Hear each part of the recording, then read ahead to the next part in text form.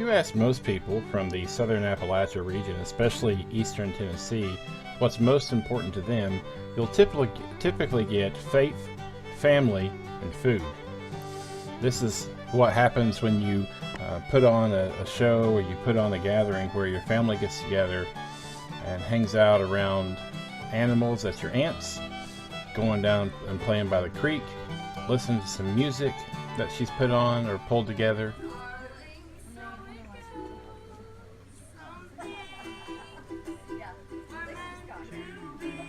That's a plug for my eldest daughter. But today we're going to talk about food and making pinto beans and cornbread.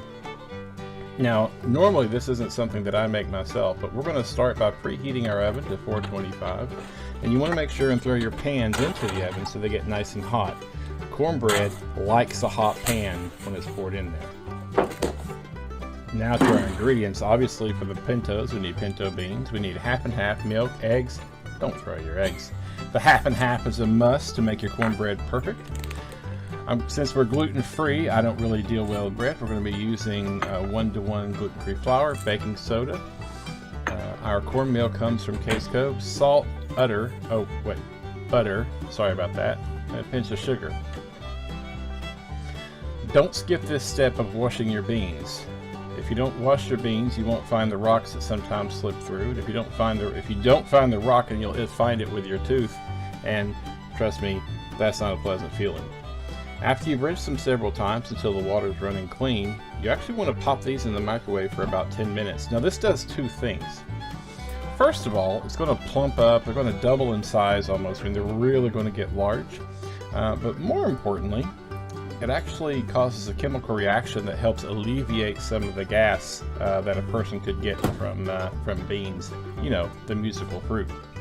So we're going to pop these in for 10 minutes and let this run. And while we do that, we're going to start pulling together our ingredients. Now we only need half a stick of butter for our cornbread.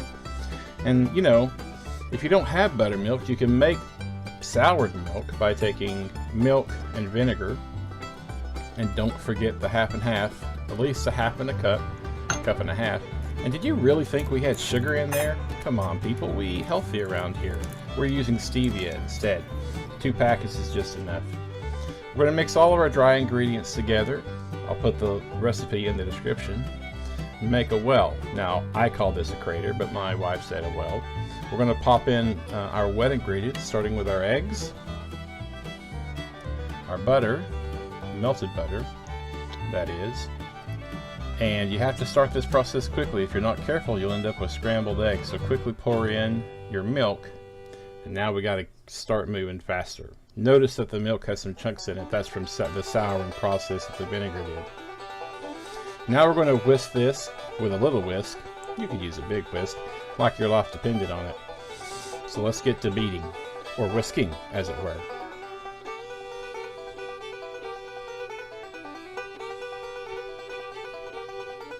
Now, don't overdo it, because you want to make sure that it has time to crown. I don't know what this means, but I'm sure it's important. Grab those hot pans out of your oven, set them up on a towel, and you're actually going to split the batter between the 2 pans. And here's why it's important. After, obviously, we coat them with coconut oil. That's what we use in our house. When you're pouring the batter into this hot pan, it's actually starting to form that brown crust that cornbread is known for. And you'll see how well it turned out with our finished product at the end. Pop these back in the oven. We're going to bake these for, the recipe calls for 30 minutes for this cornbread, but we actually did it for 20 minutes because we split the recipe. Now our beans are done, thanks to the magic of television. Or YouTube, as it were. Now we're going to top these off, and I'm actually going to cook these in my pressure cooker. There's nothing better than an Instant Pot. Well, maybe. But we're going to season them with garlic powder, however much you want. We like garlic powder, obviously.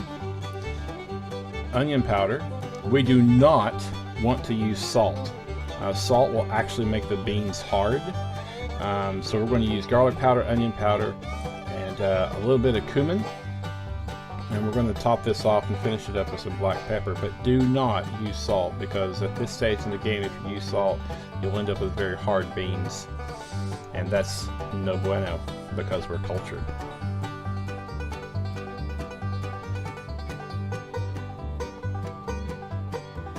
Our pepper was a little stuck, so sometimes you just have to hit it a little bit harder. We're going to pop these in our Instapot, put the lid on. Actually, we're going to stir it up first. Now, my wife is a heathen. She just uses her finger to mix this up, but I'm a little bit more cultured, and I use the knife I had laying out that I cut the butter in half with. We're going to put our lid on and set this to 30 minutes. No, 35. Yes, 35 for that little something extra. Now, the important part, fixings. Look, I understand that you could go to Kroger or Walmart or any other big box store and buy this, the fixings for your pinto beans. But listen, we live so close to the Great Smoky Mountains that it's best just to hop in the car, take a road trip, get up to the road, and find the best places to buy stuff like this. One of the places you can stop and do this is called Wallen Center. It's just inside Wallen. It's on the side of the road. A lot of people drive by it. It does say Wallen Market and Deli, but if you're from around here, it's Wallen Center. Now, if you don't find what you need there, you hop back on the road. You keep going south until you get to a little place called Townsend.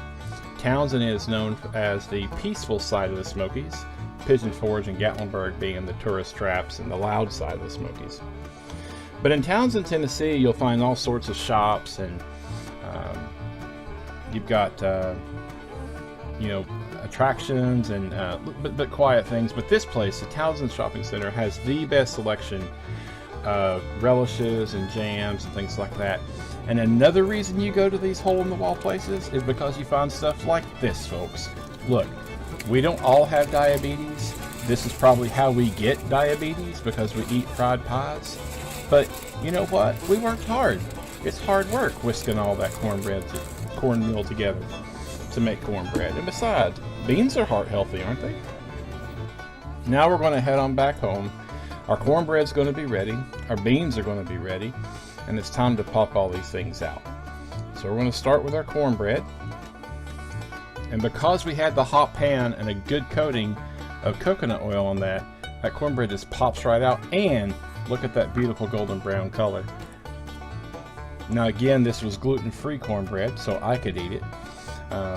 And because of that, it obviously doesn't rise as much, but this cornbread is fantastic. Top shelf. I mean, even if I'm the one that made it. Obviously, cornbread isn't really cornbread without a little bit of butter on it. And pro tip, folks, if you're newly married and you're making food, the first person, the wife, gets the first bite of your cornbread. Who's filming, by the way?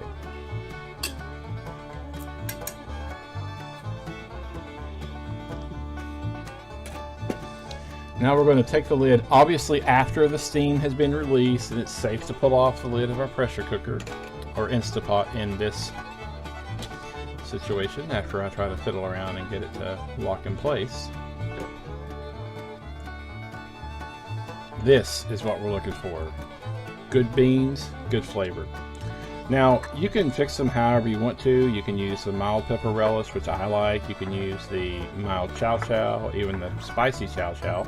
You'll see there's a jar of JFG sitting out. That's because I have some heathen family members that put mayonnaise in their pinto beans. Don't ask me why. But take a couple of spoonfuls of chow chow, hot or mild, your preference. Get you a piece of cornbread with a little bit of butter on it. I probably did more than a little bit of butter here. But this is the good butter, not the processed crap. And there you have pinto beans with some chow chow and cornbread. Thanks everybody for tuning in. Hope you enjoyed it.